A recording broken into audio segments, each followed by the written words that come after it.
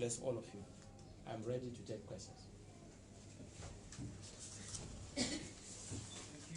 I have two questions. One regards the issue of the US dollar. You said when you did your tours around the provinces, people were saying let's return to the use of the US dollar.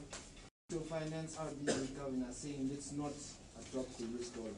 What's your take? Number one. Secondly, when you say let's take back our country, let's take back our dignity, does this mean you're going to be hosting protests as part of the action plan? Thank you. I wanted to find out, there's an interruption conference summit that is being held by Comrade Senengam, Comrade Matutu, and the rest of the other guys that are claiming that they now have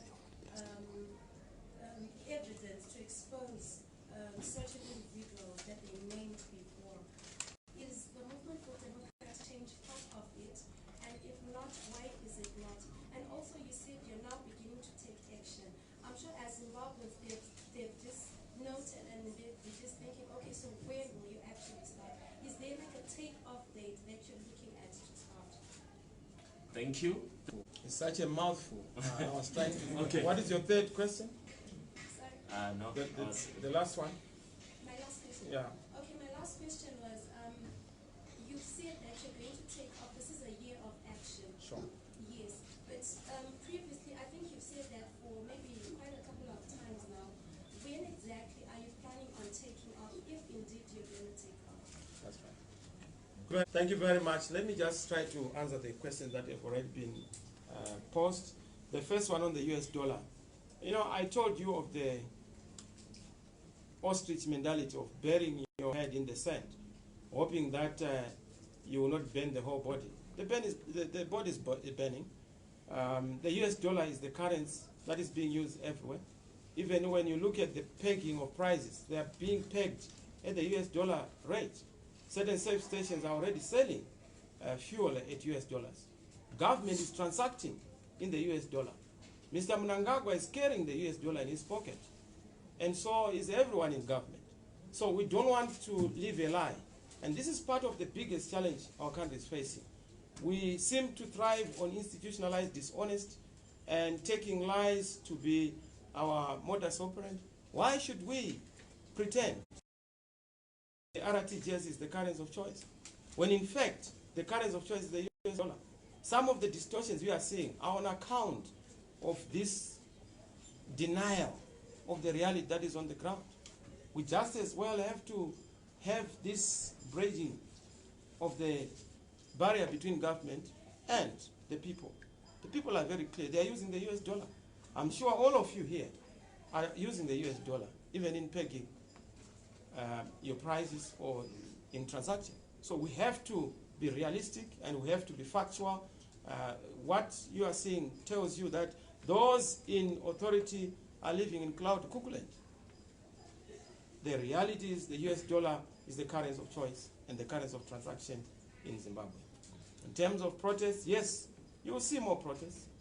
Protests whenever there is oppression, the demand for freedom becomes natural. And we have the Constitution. It gives us the power to ultimately demand their freedom. In terms of the Constitution section, 8, executive authority is derived from the people. Section 162, legislative authority is derived from the people. Section 117, legislative authority, parliamentary authority comes from the people. Of course, the judicial authority in 162. So ultimately, the people have a right to protest. All we have to do is to provide the oxygen to the demand of that protest. And that oxygen will provide. For those who are willing to participate, we will make sure we provide leadership. And that will be provided. And that takes me to Rumbi's question. We've said it's a year of action. It's not as if we've not done action. We've done action. Last year we had 18 prohibition orders because there was something that we wanted to do. But we've said that this year is different. We're not going to be wasting our time on tomfoolery from any quarter. The police must know that they are not above the Constitution, and nobody is above the Constitution. So yes, the time has come to say enough is enough, and we must do what has to be done. They will try to arrest people, they will kill people. We know that is their default setting. But no regime has ever fought against people and succeeded. No gun is more powerful than the gun called conscious mind, or a human being who is conscious. So time has come. We must draw a line in the sand and say this far and no further. I hear a lot of people saying, no, focus on 2023. We will not waste our time to be on a merry-go-round. Foolishness is doing the same thing over and over again and expecting different results. We have been down this road. Since the 80s, elections in this country have been reduced to a ritual. Matema Danda said it. They are saying it, that an election which is not is meaningless because they will not respect it. So there has to be a radical approach, a disruptive approach to how elections are supposed to be done. If we don't resolve 2018, we cannot have 2023. And some have misconstrued it to mean that we will boycott. We will not boycott ourselves. We are the people. If we say that there is no election, even if ZANU choose to go with their surrogates, their choir, it will not be an election. There has to be a proper election in this country. And 2023 is far. We need to resolve this political crisis before 2023. We can't wait for 5-year electoral cycles to repeat a deception of the people. Certain people have been named for corruption. I thought it was a ZANU-PF affair. We said fight number 3 for the MDC is a fight against corruption. And we use credible platforms to fight against corruption. We have not received any invitation from anybody, from any individual. As and when an invitation comes, we always assess. But we no longer want kuitiswa kwatakaitwa mna 2017. We don't want us to do something and then somebody becomes a beneficiary. Mr. Mnangagwa is a beneficiary of the 2017 people's genuine demand for legitimacy, demand for a resolution of the issues. But what did he do?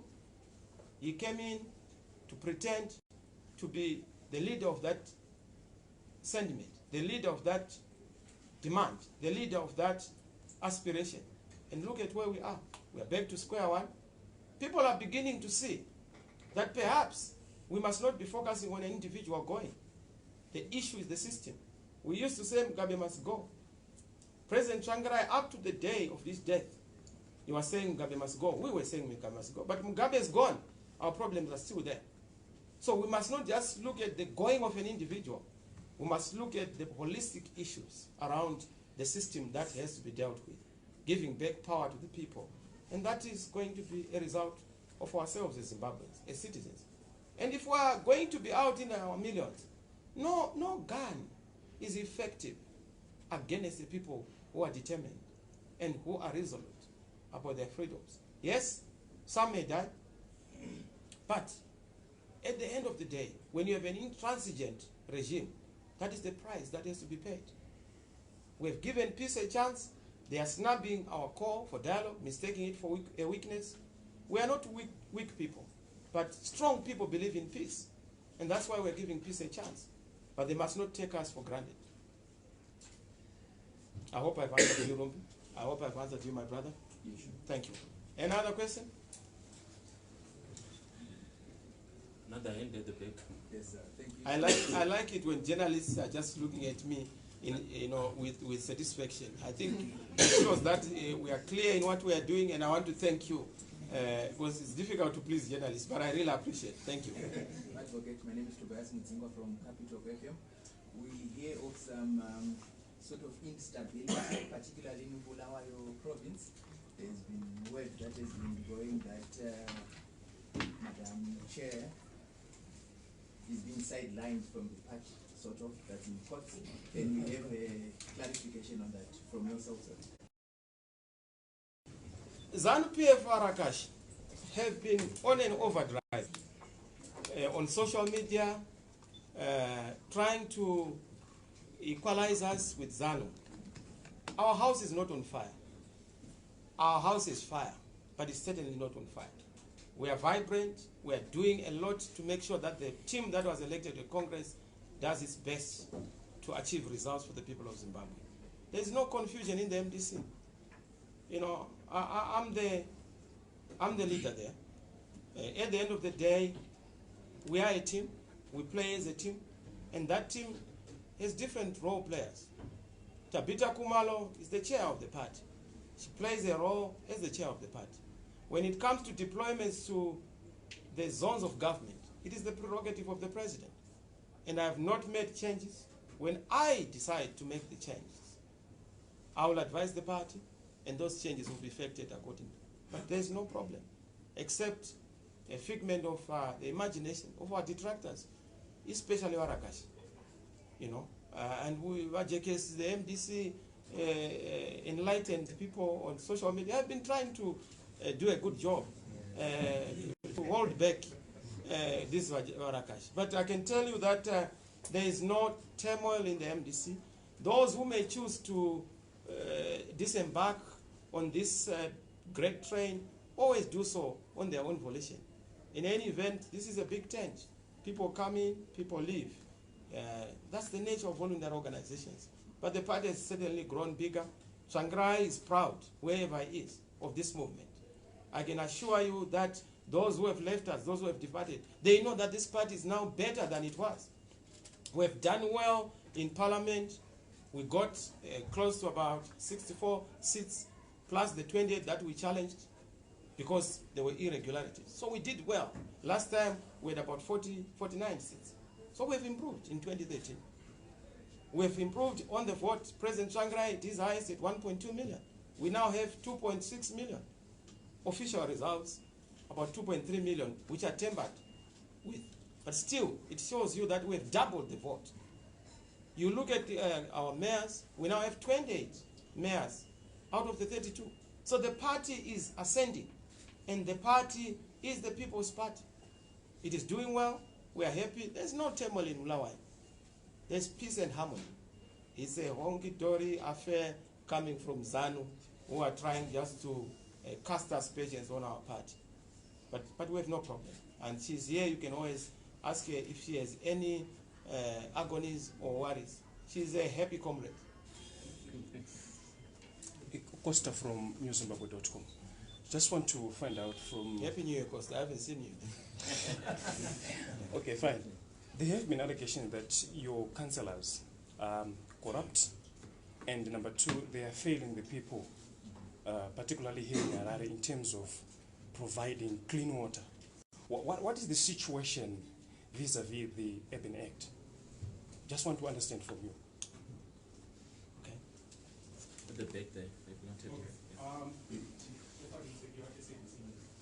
My question relates to the issue of dialogue. We keep hearing, when you speak to the other side, they say, we are committed, they are not. Here you just repeated the same sentiments. You are committed, they are not. What really is it going to take for you and them to get to the table and really start to talk? Because we keep hearing and we keep seeing this blame game that keeps going, yet the situation in the country continues to deteriorate. Thank you. Blessed Mklang, Wednesday. There are some people who believe that you are being lily-livered in terms of taking action, too cautious, and always saying that you are going to act, but when the force of the police comes on you, you retreat, and they believe that you should be more bullish. I want to understand. But I'm not a bull. But they believe that you should. I hear you. And I was part of a meeting that you addressed with teachers, and that sentiment was echoed to yourself directly, where your supporters believe that you should. Is that a journalist who is playing that? Okay, thank you. Where your supporters believe that you should take the bull by its horns. Are you at any point going to get to that point? And if so, what is the trigger? Then the second question is that if your councillors have expressed facing serious challenges on the lack of devolution, alleged interference of their work, what is the way forward to ensure that your councillors have authority so that they don't continue giving excuses so that they're able to effectively deliver. Because right now, if you ask them, they tell you we are being unstrung by local government. So what is the action or the plan forward to ensure that those excuses stop playing? Thank you. I'll start with the issue of Chamisa being a bull. See, let me just state this point and state it clear. Chamisa is the leader, but is not the party. The party makes decisions as a collective. This whole thing of wanting to separate Chamisa from the organization must stop. When decisions are made by the party on action to be taken, it's a collective decision. Yes, I'm the captain, but the captain is not the team, and the team is not the captain. We have midfielders, we have defenders, we have strikers. It's a team, and a very effective team for that meeting. So this whole thing of saying Chamisa is, I cannot afford to behave like a youth activist, because I'm the leader of the people. I have lieutenants who are supposed to do what you are asking me to do. They're supposed to be bullish. My duty as the statesman, as the leader, is to be the ultimate pacifier and show the country the direction. But you want me to set up fires across the whole country. When the nation burns, who is going to extinguish those fires? I'm very conscious of the responsibility that I must get. And I must do it with calmness, boldness, equanimity, but also realize that we have a nation to build. And it doesn't take a lot of time to destroy this country. Mnangagwa must be thankful that I've tried to funnel the genuine desire of the people to see peaceful resolution in a particular way. But that time is up. I've said, now we're drawing the line in the sand. Even within the party, I've told them, we will not continue on this path of talking about dialogue. We must be able to resolve this issue once and for all. So you will see more of the people taking into the streets. You will see more of the people acting now than ever before.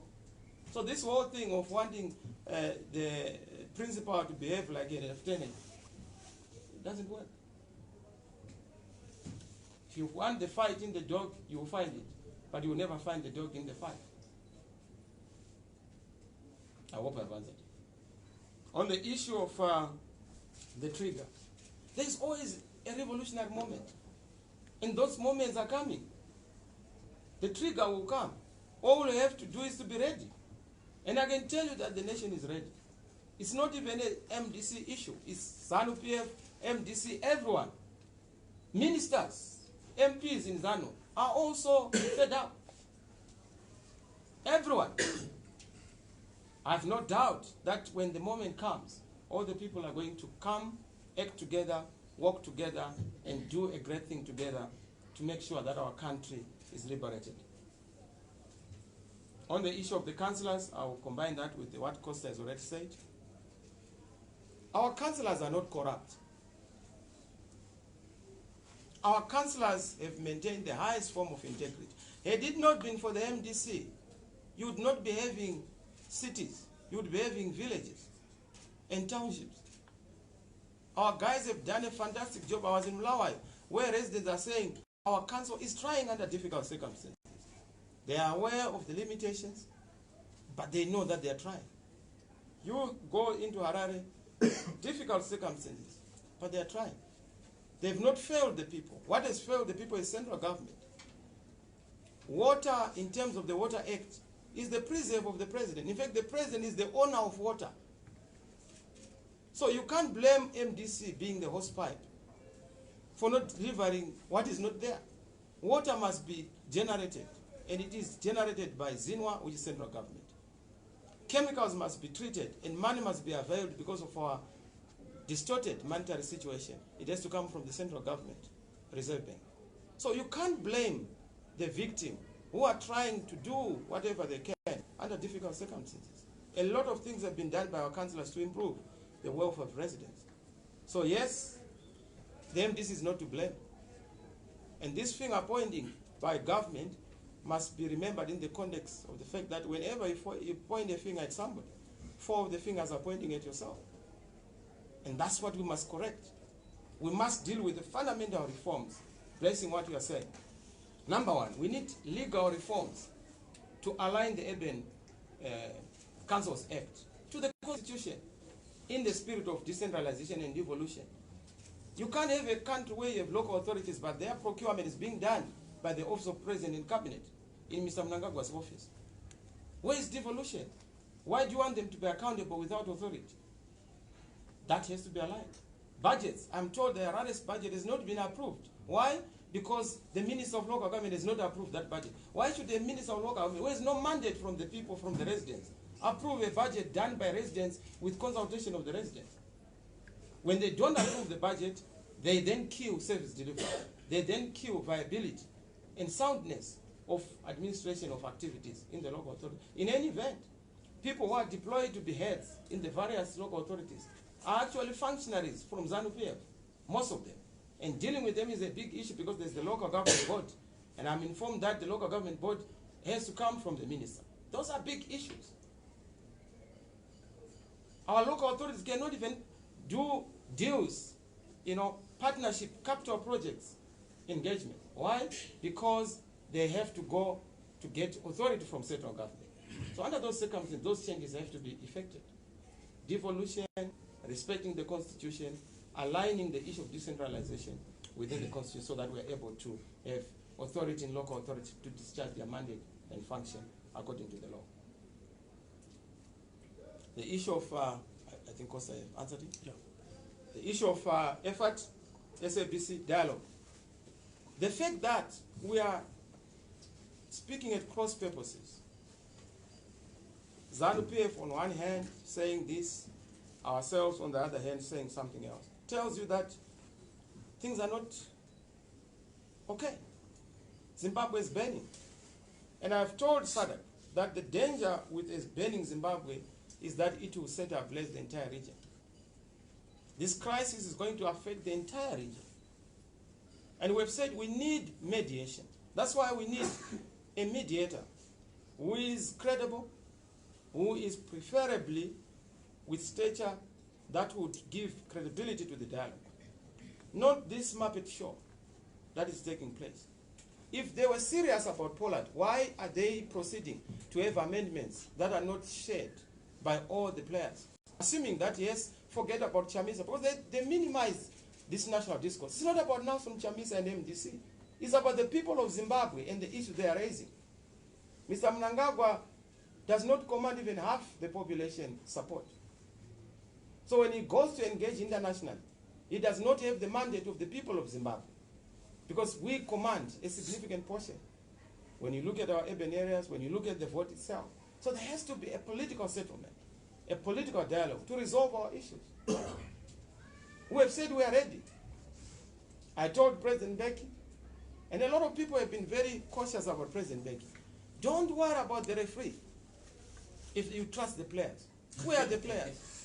Why should you be bothered about President Mbeki not being,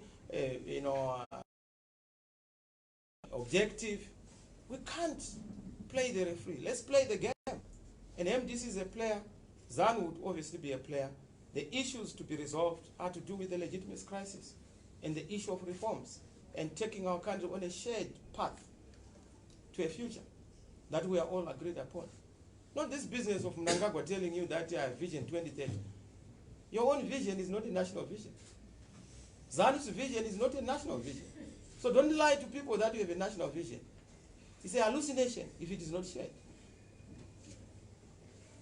So, yes, to dialogue, Mr. Mnangagwa has spanned the offer by President Mbeki to mediate between the two of us and to mediate between ZANU-PF and MDC. And I have to tell the National Council, which is the supreme decision-making body of the party, to say that we have tried this route, but we are not having our goodwill gesture being reciprocated. They have the audacity to say they will not have another platform outside dialogue. We must also boldly state that there will be no genuine dialogue outside a credible dialoguing process between ZANU-PF and MDC. The rest is a waste of time, a sideshow, a public relations exercise to hoodwink the international community and the people of Zimbabwe that something is happening and that people are talking, when in fact it's not dialogue but monologue. I hope I've answered you. Thank you. My name is Leo from New Zealand. President Chamisa, you have been talking of dialogue as a party. You are coming from a national tour. What are the people saying about dialogue? They are the ones who are on the ground. Sure. They are the ones who are in the queues, as you have said. What are they saying? In fact, let me just answer you on that one. People are actually saying, President Chamisa, you are wasting time with these people. They are deaf and dumb. They will not say a thing to you. They will not listen to you. Let's just deal with them. President, give us a signal. That's what they are saying. And I'm telling them, look, we must give peace a chance. As a leader, we must always make sure that we give peace a chance. They are saying, no, we don't have any peace. So this peace you want to give a chance is not there. There's no peace in our pockets, no peace in our stomachs, no peace in our homes, no peace in our marriages, there's no peace at workplaces, even weddings, there's no peace. So what peace are you talking about? Let's just do what has to be done. And people are ready. And now I'm almost joining that chorus. Let's do what has to be done. And then in the same light, you are coming from a national tour, and I'm sure you also know... But have you been answered, Leo? Yes, I have. Because I see your smile, I'm not so sure if you've been answered. I'll go back on. Okay, thank you. You are coming from a national tour. I'm sure you have also perused through your pages and seen for yourself the numbers which you managed to achieve in the previous by-elections. Sure. What are the people saying about those numbers? And what is the party doing about it? Well, those by-elections are not elections. They are just platforms for playing out of drama on account of ZANU. And we are conscious of it. They are abusing food, they are weaponizing food, weaponizing poverty. So people they've asked me, President Chamisa, you are saying we must vote in a by-election for a councillor.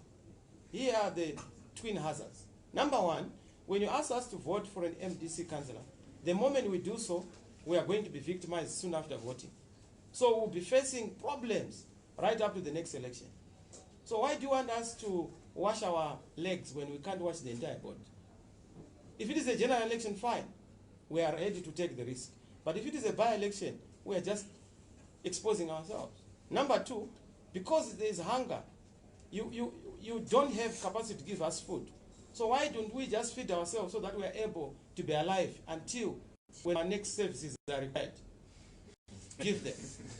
That's what the people are telling me. And it's so compelling. You can't go to people and when they say, vote for us. Because a simple councillor will not change life at that local level. What will change life is government. It's central government. And they're saying, we voted for you. That vote is more important than this vote you are asking for. Because a mere councillor will not help us. So it's a contradiction in terms. And that's an issue we are currently seized with within the party. To say that under those circumstances, what do we do? You know that in previous circumstances, President Tsvangirai had to say, we are no longer participating in by-elections. It was because of that problem. The problems are still the same, so we need just to change. You know, the script is still the same, different players. The act is still the same, different actors. Mugabe is no longer the actor, President Tsvangirai is no longer the actor. Enda Chamisa, Enda the Femen. But the problems are still the same. Okay? So we have to change the script and the act. And it has to go to the issues of how by-elections and elections in the country are managed. That's why reforms are key. And that's why we cannot even begin to imagine 2023 in the absence of reforms. Thank you, Leo. Yeah, I was going to ask about the by-elections and the issue of illegitimacy. We have been having so much talks on the issue of illegitimacy, and I have not... And the name is? Margaret Matikile. Maggie. And I've not been able to find anyone who answers me, and I'm here to answer you. As to how long it will take for the majority of Zimbabweans who are already suffering to endure the struggle when there is nothing being done on the ground to ensure that the general citizens have a decent living, when there are no strides that have been made to ensure that whoever is taking part in the political arena comes together for the benefit of Zimbabwe first, before politics comes second?